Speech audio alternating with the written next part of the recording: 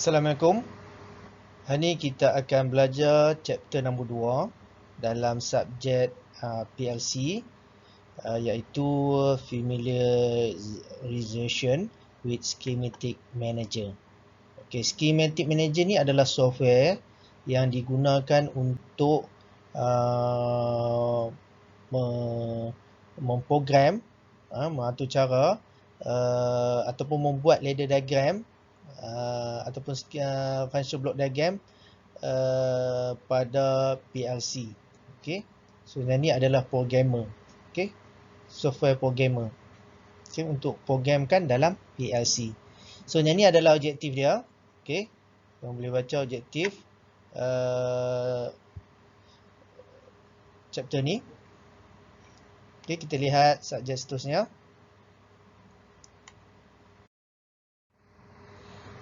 Okey, untuk video ini kamu kamu boleh buat dekat komputer kamu sambil lihat video ni. Jika tercepat kamu boleh hentikan, dan ataupun kamu tak faham kamu boleh ulang semula lah. Ulang semula, patah balik dan lihat untuk kamu buat di komputer sendiri. Okey. So kita lihat untuk start program ni, dia ada di C, local disk C. Okey. Maaf, dia sebelum kita nak buat nak masuk, nak start schematic manager ni, kamu kena buat dulu, kamu kena cipta dulu folder kamu sendiri. Okey. Okey, dia ada default folder dia sendiri, tapi adalah lebih baik supaya kamu senang cari program yang kamu telah tulis di folder yang kamu sendiri buat lah. Okey, supaya tak bercampur dengan yang lain. Okey. Okey, buat folder di local disk C. Okey, buat atas nama kamu. Okey, buat atas nama kamu, tekan klik hand right. Okey, klik kanan mouse, lepas tu pilih new folder, dan new folder tu nama dia adalah nama kamu sendiri. Okey.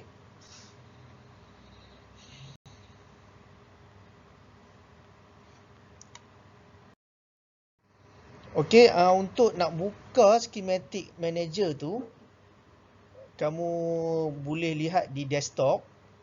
Okey, di desktop ada ditulis schematic manager. Okey, ada satu icon ditulis tu schematic manager. Okey, kamu double klik icon tu.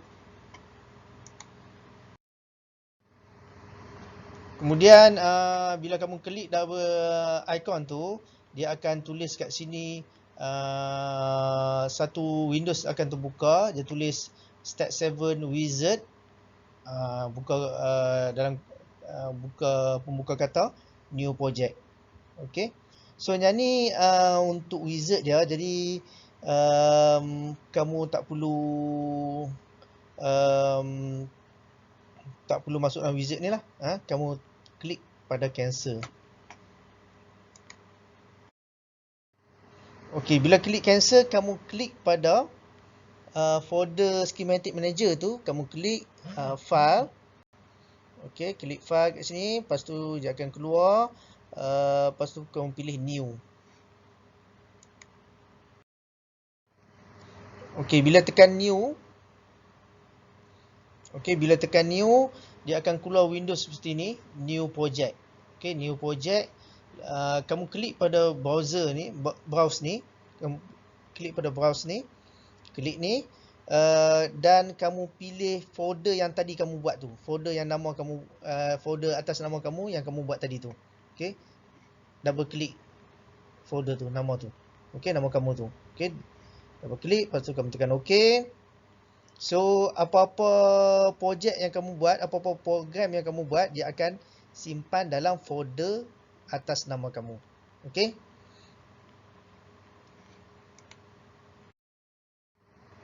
Okey, tulis dekat name ni kamu tulis access, kamu tulis nama projek kamu. Okey. So katakanlah kamu nak buat SSR 1, tulislah SSR 1. Okey. Dan pastikan storage location tu di atas folder nama kamu. Okey.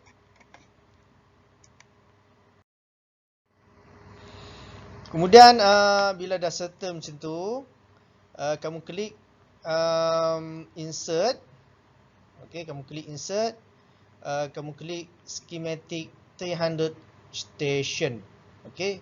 Okey, PLC yang kita akan guna ni adalah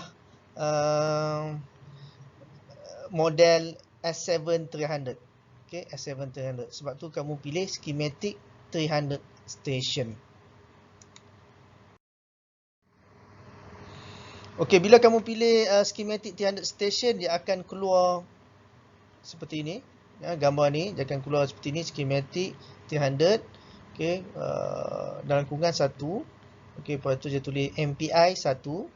Okey. So benda ni di dalam folder file SSR 1 kamu. Okey. Okey, kemudian kamu double klik schematic 300 tu. Okey, schematic 300 tu. Double klik. Okey. Bila double klik, dia akan buka satu folder, dia tulis sini hardware. Okey. Di dalam schematic ni, dalam schematic punya folder ni ada folder hardware. Okey, ada hardware kat sini. Okey, double klik hardware tu.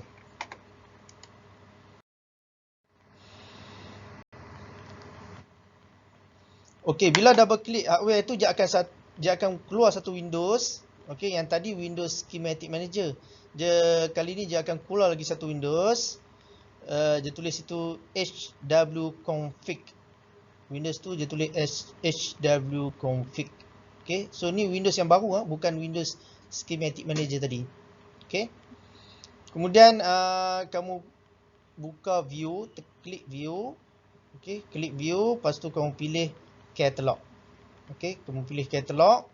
Lepas pilih catalog, dia akan keluar hardware catalog. Okey, keluar hardware catalog. Lepas tu kamu pilih schematic 300. Schematic 300 kat sini. Dalam banyak-banyak tu kamu pilih schematic 300, kamu double klikkan schematic 300 tu. Okey, bila double klik schematic 300 tu, dia akan keluar banyak-banyak folder ni. Dia akan keluar banyak-banyak folder ni. Kamu pilih rack 300. Okey. Klik tanda tambah kat sini. Klik rack 300. Kemudian di bawah rack 300 tu ada je tulis rail. Okey. Okey, rail tu kamu double klik rail tu.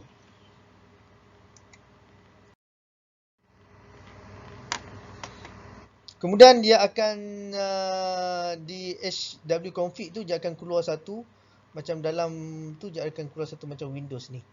Empat segi kat dalam tu dia akan keluar ni. Okey. So dia akan tulis tu.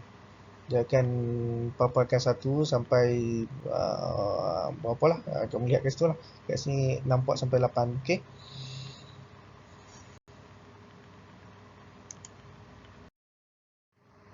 Okey, bila kamu double klik rail tadi tu, macam saya kata tadi, dia akan keluar macam dia akan keluar Windows ni, kolom ni ataupun macam lebih kurang table ni. So ada slot 1 sampailah seterusnya. Okey, kamu kena ikut susunan ni. Kamu kena declare susunan macam ni.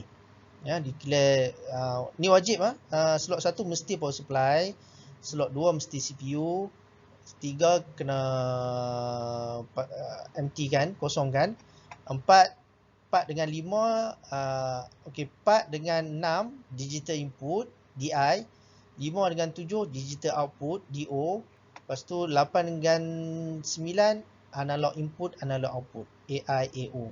So yang ni mesti declare macam ni. Okey, mesti declare macam ni. Okey, jika PC tu ada sambungan dengan PLC lah, tapi jika PC tu tak sambung dengan PLC, kamu sekadar nak tulis program dan kamu hanya nak main dengan dia punya simulation, okey, nak main dia punya simulation, kamu tak perlu declare. Okey, yang tak perlu declare tu nanti saya akan tunjuk. Saya akan tunjuk. Okey, kita lihat slide seterusnya. Okey, ni seterusnya ni dia akan tunjuk cara kamu masukkan slot step 1 lah. Okey, yang pertama, slot yang pertama, leave the module empty, biarkan kosong. Okey. Okey, kerana power supply already installed by manufacturer. Okey. Sebab PLC tu dah ada power supply dia, dah diinstall oleh manufacturer. Okey, ni hanya kaedah ni mengikut kita punya PLC lah. Okey, S700 lah. Okey. Kemudian step seterusnya, slot nombor 2 tu, slot nombor 1 power supply, tapi yang tu dah tak perlu kita declare sebab yang tu dah ada manufacturer dah buat. Okey, slot nombor 2 kamu kena letakkan CPU. Declare CPU kat situ. Okey, nak declare CPU, kamu pergi ke hardware catalog tu, pergi hardware catalog, pilih CPU 300. Okey, dalam di schematic 300 tu, lepas tu bawah tu ada CPU 300. Dalam CPU 300 tu ada CPU. Okey, kamu dah pilih CPU 300, dalam dia tu pilih CPU 315-2 DP. Okey. Okey, ni CPU yang kita gunakan. Yang memang ada di lab lah. Yang memang ada di lab PLC.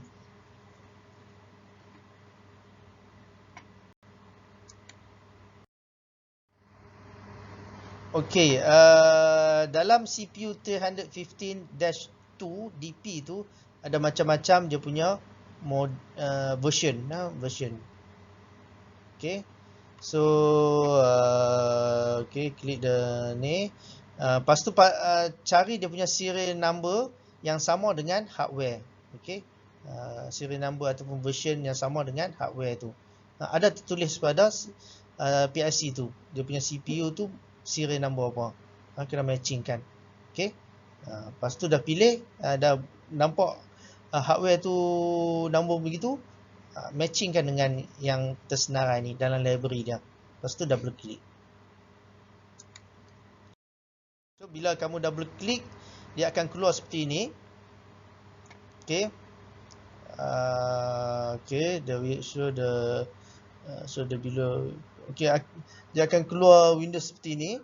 So Windows seperti ini dia akan kamu kena pilih address tu, pilih tu. Lepas tu tekan dia, tulis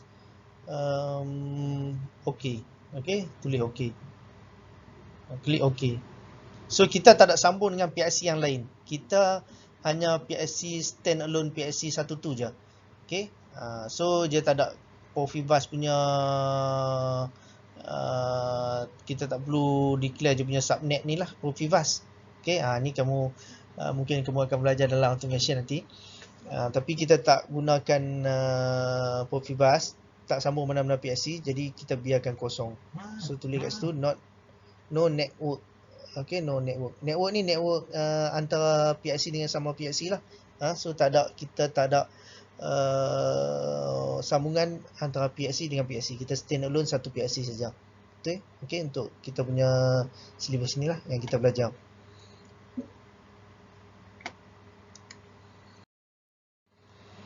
Okey, bila kita klik tu dia akan tulis seperti ini. Dia tulis CPU, sekian-sekian nombor order apa, firmware apa, lepas tu dia akan tulis ni DP.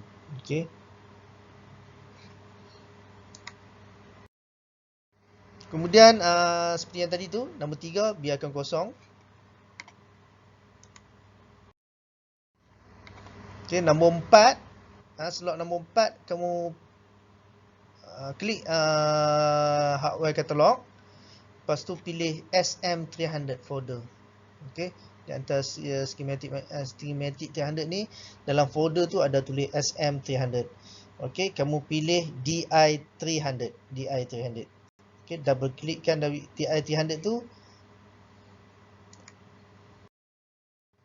Okey, bila double klikkan DI300 tu, dia akan keluar version atau nama siri untuk PLC lah. So pastikan sama juga macam tadi, pastikan nama siri ni sama macam nama siri di hardware. Okey, di hardware di PLC tu lah. Okey. So dah jumpa, kamu double klik. Okey, bila kamu double klik, dia akan masuk dalam rail tadi tu, nombor 4. Slot nombor 4 rail tu. Okey.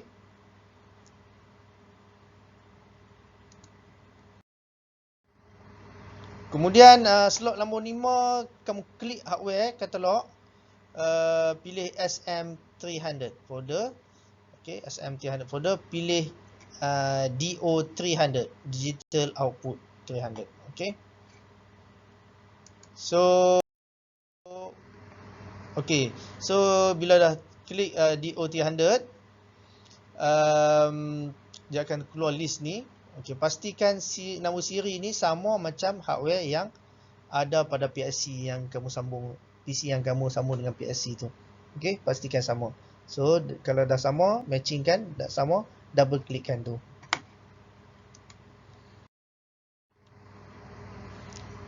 Okey, bila double klik, dia akan masuk terus dekat slot nombor 5. Okey.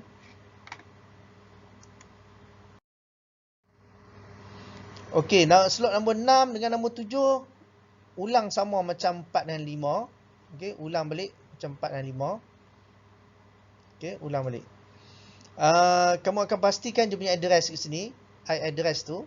So, I address tu maksudnya input address, Q address tu maksudnya output address. So, kamu dapati dia punya address tu, I address dia bermula dengan 0 point something, hinggalah 1 point something. So dia satu word lah, satu word. Okey. Dia maksudnya bermaksud di sini address dia 0.0 sampailah 1.7. Kemudian yang slot nombor 6 ni pun 89. Bermakna dia punya address 8.0 sehinggalah 9.7. Okey, address dia. Satu word lah. Sama juga ini 4 hingga 5 maksudnya 4.0 hingga 5.7. Dan 7 pun sama. Dia tulis aja kat sini.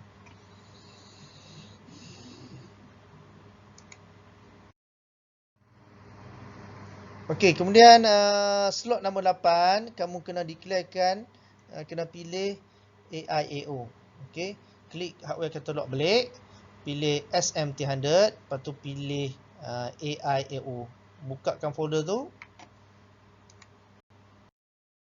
Bila kamu bukakan folder tu, dia akan tersenarai serial number ini. Nombor siri ni. So, matchingkan dengan yang ada hardware. Bila dah sama, kamu double klikkan. Okey. Bila dah double klik, dia akan, hardware tadi kamu tu akan tersenarai di sinilah. Okay, di slot nombor 8. Okey, slot nombor 9 pun sama. Macam tadi juga. Pilih, tekan hardware katalog, pilih SM300. Okey, pilih AIO 300. Bila dah pilih AIO 300, dia akan senaraikan serial ni. Pastikan serial ni sama macam di hardware, double klikkan. Okey, lepas double klik, dia hardware tu akan masuk di rail nombor 9. Okey, slot rail nombor 9. So kat sini dia paparkan dia punya alamat lah. Alamat dia. Okey. So ni analog 8 dengan 9 ni analog.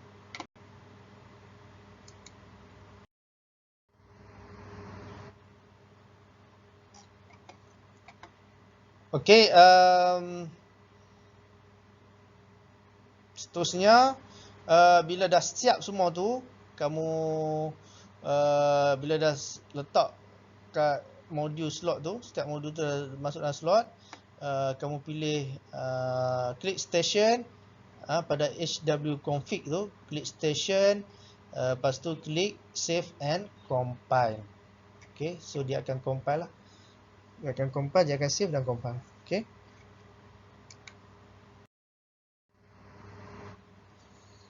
Okay, bila je dah compile, dia akan balik semula ke ni lah.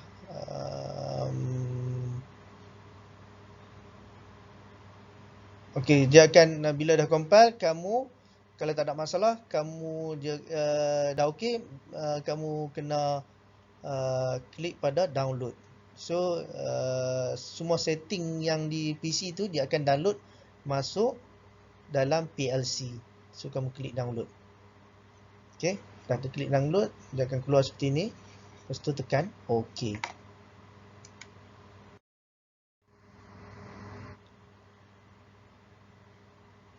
Okay, selepas tu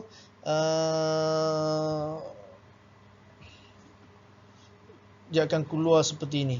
Dia akan keluar seperti ini. Bila tekan download, dia akan keluar Windows seperti ini. Lepas tu kamu kena klik OK lah. Klik OK. Bila klik OK, dia keluar pula Windows seperti ini. Klik juga OK. Okay.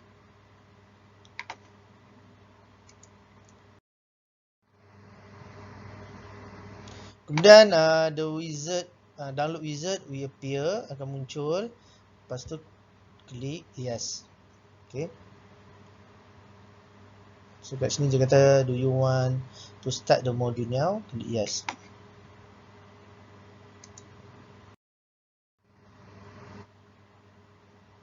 Okay, bila dah klik yes, yang tadi semua tu dalam hwconfig. Lepas tu balik semula ke schematic manager wizard. Schematic manager wizard. Sini pun kamu kena tekan download. Okay, ni gambar download lah, ikon gambar download. Bila klik, dia akan download lah. Okay, bila download, dia akan keluar Windows seperti ni. Klik OK. Keluar yang ni pula, block OB1, OD exit, do you want to override it? Yes. Lepas tu klik yes. Okay, bila dah klik yes, settle dah kau punya program. Kemudian apa-apa program kamu kena tulis di OB1. OB1. Okay, so selepas ni ni adalah rujukan dia. Okay, selepas ni saya akan tunjukkan secara real lah dia punya program tu. Okay, itu saja. Kita ikuti sambungan kelas terusnya. Assalamualaikum.